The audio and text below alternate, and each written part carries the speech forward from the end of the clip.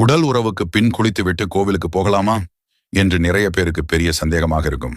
கணவன் மனைவி இருவரும் ஒன்றாக இருந்த பின் குளித்துவிட்டு கோவிலுக்கு போகலாமா போகக்கூடாதா, அது நல்லதா கெட்டதா என்ற மனக்குழப்பம் பல பேருக்கு இருக்கும். இதை தெரிந்து கொள்ள இந்த பொதுநலம் வீடியோவை முழுமையாக பார்க்கவும். பொதுவாகவே ஒருவர் தனக்கு பிடித்தமானவர்களுடன் உறவு கொள்வது என்பது தாம்பத்தியத்தின் தார்மீக கடமைகளில் ஒன்றாகும். இது முற்றிலும் இறை சக்தியால் உருவாக்கப்பட்ட இயற்கையோடு இணைந்த ஒன்று. இது கடவுளால் அங்கீகரிக்கப்பட்டது. யாராக இருந்தாலும் சரி, உடல் உறவுக்கு பின் தலை குளித்துவிட்டு சுத்தமாக இருந்து மற்ற காரியங்கள் செய்யலாம். கோவிலுக்கு செல்வது, பூஜை அறையில் விளக்கு ஏற்றுவது, பூஜை செய்வது என்று எல்லா கடவுள் காரியங்களும் செய்யலாம்.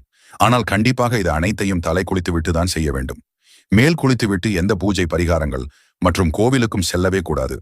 கோவில்களுக்கு மற்றும் குலதெய்வ கோவிலுக்கு செல்லவது ஒரு வாரம் முன்னரே முடிவு செய்து விட்டீர்கள் என்றால், முடிந்தவரை கோவில் செல்லும் வரை அந்த ஒரு வாரம் ஒன்றாக இருப்பதை தவிர்த்து கொள்வது